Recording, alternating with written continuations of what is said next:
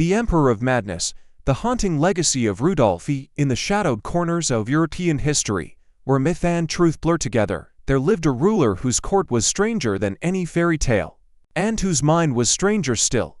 He ruled not with an iron fist, but with trembling hands clutching ancient scrolls, blooded ritual circles, and jars of dead monsters. He was the emperor of the Holy Roman Empire, but he spent his days speaking with alchemists, feeding lions in his garden, and searching for angels in the stars. His name was Rudolphi, and this is the story of the mad monarch who turned his empire into a palace of nightmares and wonders. A child born under strange stars, Rudolph was born in 1552 into the powerful Habsburg dynasty. His childhood, however, was anything but ordinary. At just 11 years old, he was sent away to the court of his uncle, the King of Spain. There, in the dark, rigid atmosphere of the Spanish court, young Rudolph was isolated, controlled, and deeply unhappy. He wasn't like the others. He hated war. He despised politics. He found no joy in courtly games or statecraft. Instead, Rudolph became obsessed with astrology, mysticism, and secret knowledge. His tutors tried to beat it out of him, but the stars had already taken hold. The reluctant emperor in 1576, Rudolph was crowned Holy Roman Emperor, King of Hungary, King of Bohemia, and Archduke of Austria. He was now the most powerful man in Europe, at least on paper. But Rudolph didn't want the throne.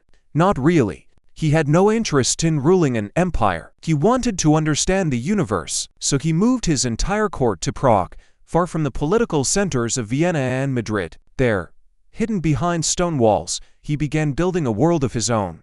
One where science, sorcery, art, and madness lived side by side. A city of alchemists under Rudolph's rule, Prague became the most bizarre capital in Europe.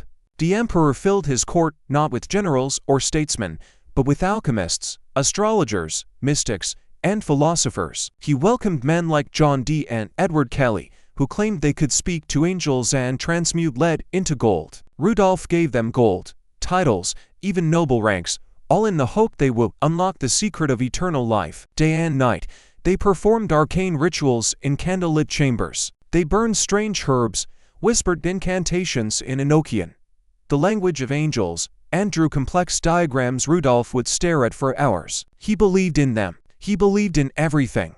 The cabinet of curiosities. Rudolph's obsession didn't stop at the stars or philosopher's stones. He was a collector, not of coins or paintings, but of the strange and unnatural. His palace became a museum of madness. In glass jars floated deformed fetuses.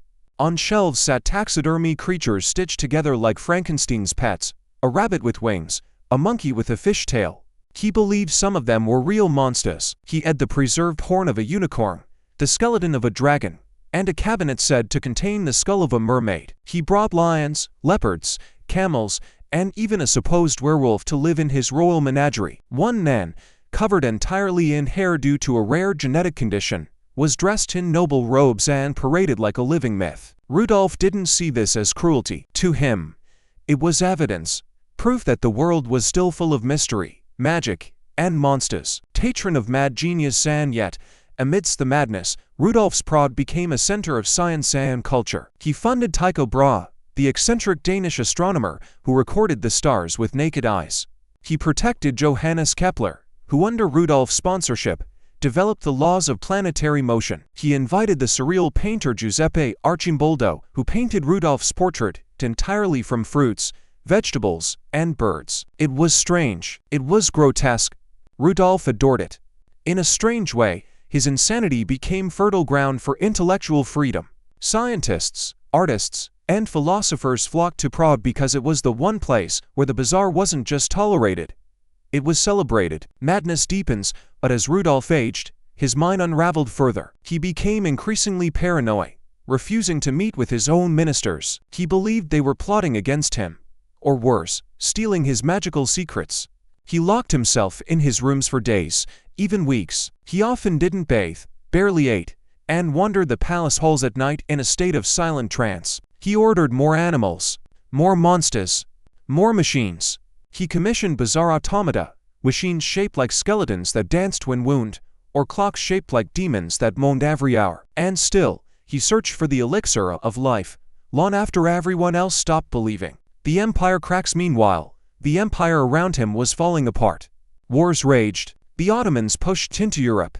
The Protestant Reformation fractured his kingdoms. Nobles were angry. Cities rebelled. Armies collapsed.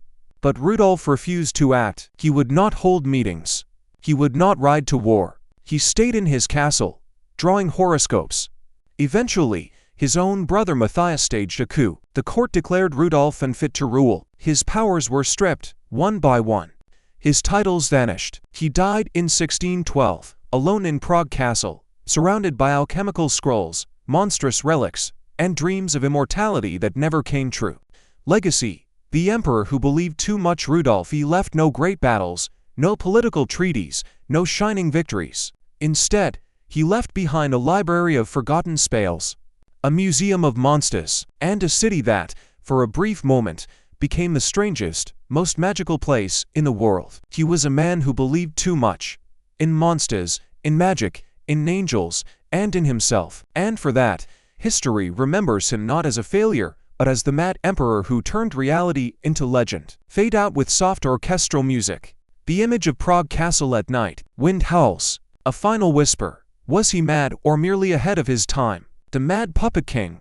Christian V of Denmark. When Christian V of Denmark ascended the throne in 1766, at the age of just 17, few suspected that the young monarch would become one of the most tragic, bizarre, and scandalous rulers in European history. He was handsome, intelligent in youth, but already plagued by deep psychological issues that would only intensify under the pressure of royal life. From an early age, Christian was emotionally neglected by his strict father and grieving mother, and was subjected to violent punishments and cold discipline. His only real companions were books, toes, and later, himself. By the time he became king, it was clear something was wrong. Christian developed what modern historians believe to be schizophrenia or severe bipolar disorder. He would laugh uncontrollably in public, slap courtiers in the face, talk to himself for hours, and often fall into long periods of silence followed by sudden violent outbursts. But what truly scandalized the Danish court was the king's obsession with masturbation,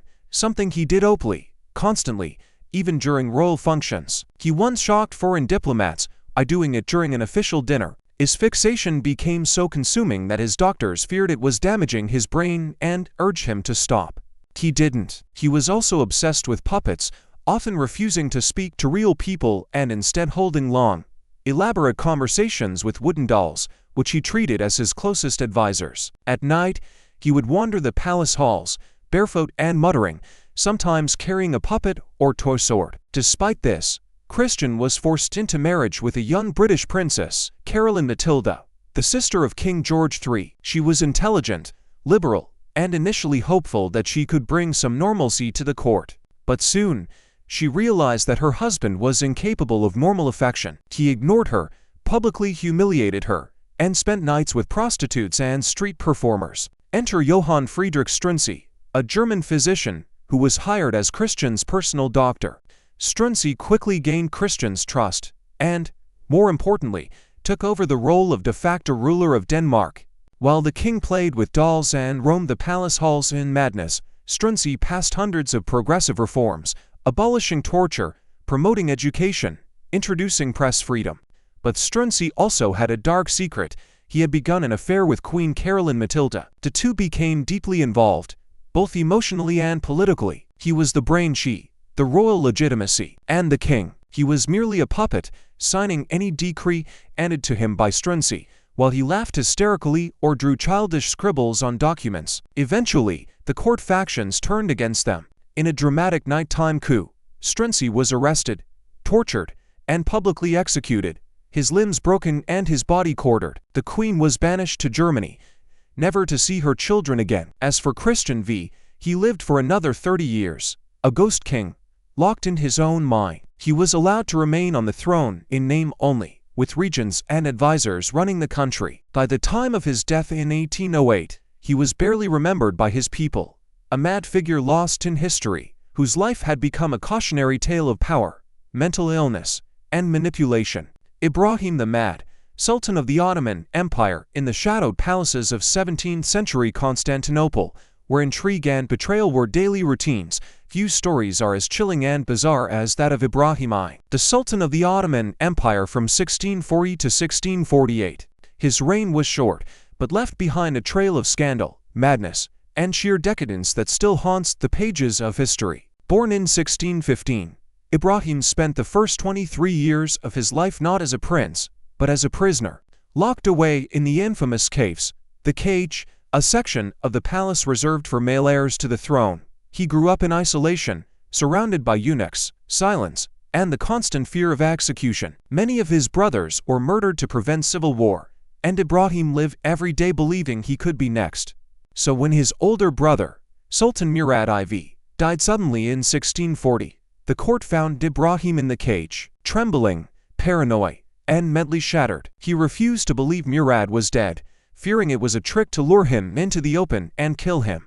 According to court records, they had to physically break down the door and drag him out. He was screaming and begging to be left alone. Once on the throne, Ibrahim proved completely unfit to rule. Paranoid, sexually obsessed, and emotionally unstable, he quickly fell under the influence of corrupt advisors and his own insatiable appetites. One of his earliest obsessions was women, not just a few, but hundreds. He demanded the palace harem be filled with the most exotic, voluptuous women from across the empire. He reportedly had a harem of over 280 concubines, and would rotate them like furniture, often discarding them after a single night.